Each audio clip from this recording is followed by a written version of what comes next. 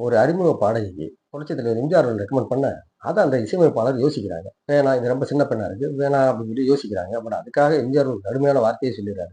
இந்த பெண்ணுக்கு வாய்ப்பு குடுக்கல அப்படின்னா, நான் இசையமைப்பாளர மாத்திக்கிறேன் அப்படின்னு சொல்லி. ஸோ அது அந்த இசையமைப்பாளர் யார்? அந்த பாடகி யார்? இத பத்தி தான் இந்த பதிவுல பார்க்க போறோம். வாங்க வீடியோக்குள்ள போலாம்.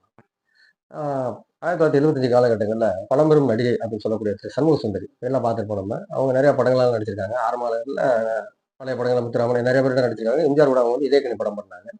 ஸோ அந்த படத்துல பண்ணும்போது, அவங்க ஒரு கல்யாணத்துக்கு போயிருக்காரு புரட்சித் தலைவர் எம்ஜிஆர் அவர்கள். அந்த கல்யாணத்துல சண்முக சுந்தரி அம்மாவும் வந்திருக்காங்க. அவங்க சொல்றாங்க, "அண்ணா இந்த ஃபங்ஷன்ல என்னுடைய பொண்ணோட பாட்டு கச்சேரி இருக்கு. கொஞ்சம் கேளுங்க" அப்படின்னு.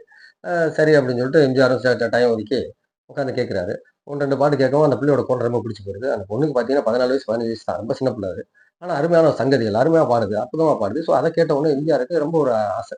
நல்ல பெண்ணா நல்லா பாடுறாங்க அப்படின்னு சொல்லிட்டு, அவர் தன்னுடைய படங்கள வாய்ப்பு குடுத்துக்கணும் அப்படின்னு சொல்லிட்டு அவருக்கு தோணுது. சரி ரைட்டுன்னு சொல்லிட்டு அது அது முடிஞ்சிருது. முடிஞ்ச உடனே அந்த அம்மா அவரு அந்த பெண்ண வாழ்த்துறாரு. கூப்பிட்டு, "நல்லா பாடியிருக்கப்பா, நல்லா வருவ" அப்படின்னு சொல்லிட்டு வாழ்த்திட்டு, சண்முக சுந்தரி அம்மாட்ட சொல்றாரு, "நீங்க வந்து இப்ப என்னுடைய அடுத்த படம் பல்லாண்டு வாழ்ந்த படம் போய்க்கிட்டு இருக்கு.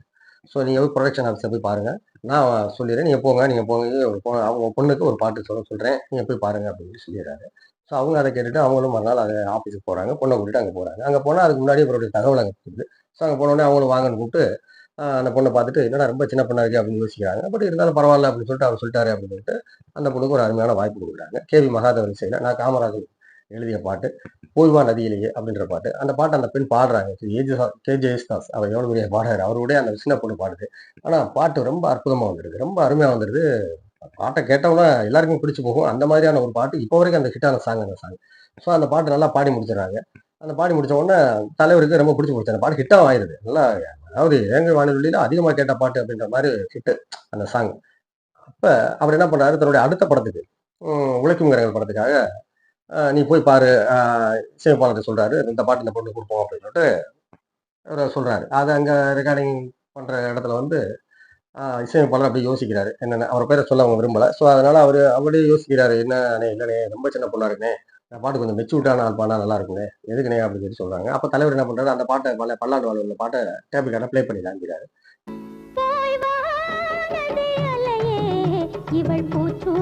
இத நீங்க ஆல்ரெடி கேட்டிருப்பீங்க. இன்னொரு தடவ வேணாலும் கேளுங்க. இந்த பாட்ட பாருங்க. இந்த பாட்டுலாம் இந்த பிள்ளை பாடுனது தான். ரொம்ப அருமையா இருக்கு. இன்னொரு பாட்டு இன்னொரு படத்துல பாடுனது அதையும் காமிக்கிறாரு. இந்த பாட்டு இந்த பொண்ணு பாடுனது தான். தாயிற் சிறந்த கோவிலும் இல்லை, சொல் மிக்க மந்திரம் இல்லை. ஸோ இது இந்த பொண்ணு பாடுறதுல உங்களுக்கு என்ன வருத்தம் அப்படின்றாரு. இல்லண்ணே அது வந்து அப்படின்னு, இல்ல பரவால்ல. அவரு ரொம்ப ஒரு இதா இருந்துச்சு அப்படின்னா, சொல்லுங்க நான் வேணா நீங்க வேணா வேற படத்துக்கு பண்ணிக்கலாம். நான் வேற மியூசிக் டைரக்டர் போட்டுக்கிறேன். அப்படின்னு சொல்லிட்டு அந்த அளவுக்கு அவர் போல்டா சொல்றாரு. சொன்ன உடனே இசையமைப்பாளருக்கு வேற வழி தெரியல. சரி பரவாயில்லண்ணே நீங்க சொன்னா சரியா தான் இருக்கும். சரி பண்ணிடலாம் அப்படின்னு சொல்லிட்டு அந்த பொண்ணுக்கு திருப்பியும் வாய்ப்பு குடுக்குறாங்க.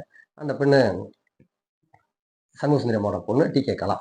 அவ்வளவு அற்புதமா பாடினாங்க. இந்த படத்துல வந்து "வாரேன் வழி பார்த்திருப்பேன், வந்தால் என்னை தந்திடுவேன்" அப்படின்னு ஒரு பாட்டு. ரொம்ப அருமையான பாட்டு இந்த பாட்டு. வழி பார்த்திருப்பேன், வந்தால் இன்னும் தந்திடு சூப்பரா இருக்கும் அந்த பாட்டு. ஸோ இந்த மாரி ஒரு அருமையான ஒரு ஒரு சாதாரண ஒரு பெண்ணுக்கும் கூட ஒரு வாய்ப்பு குடுக்கணும். அவங்களுடைய திறமைக்கு அங்கீகாரம் குடுக்கணும் அப்படின்னு நினைக்கிறவர் புரட்சித் தலைவர். ஏன்னா, அவர் சின்ன வயசுல இருந்தே கஷ்டப்பட்டு சினி ஃபீல்டுக்குள்ள வந்தவர். ஃபீல்டுக்குள்ள. ஸோ அதனால அவர் என்ன நினைக்கிறாருன்னா, கஷ்டப்படுறவங்களுக்கு அவர் உண்மையிலேயே ஒரு வாய்ப்பு குடுக்கணும் அப்படின்னு சொல்லிட்டு ஆய்வு குடுத்தாரு. அதுக்கப்புறம் அந்த அம்மா ரொம்ப நெறைய பாடல் பாடியிருக்காங்க. அதுக்கப்புறம் நெறைய படங்கள்ல வேற நடிச்சாங்க அவங்க. எனக்கு தெரிஞ்சு விஜய்க்கு அம்மாவா கூட ஒரு படம் நடிச்சிருப்பாங்க. குருவி படத்துல அம்மாவா வருவாங்க. நெறைய படத்துல அவங்க வந்திருக்காங்க. அவங்க. டேய் வேலு, யார் அந்த பொண்ணு? அதுவாமா பேரு தேவிமா மலேசியா. அந்த மாதிரி ஒரு வாய்ப்பு கொடுத்தவர் நம்ம தலைவர் எம்ஜிஆர் அவர்கள். இந்த பதிவை பகிர்ந்ததில நான் ரொம்ப சந்தோஷப்படுறேன். மீண்டும் அடுத்த பதிவில சந்திக்கலாம். நன்றி. வணக்கம்.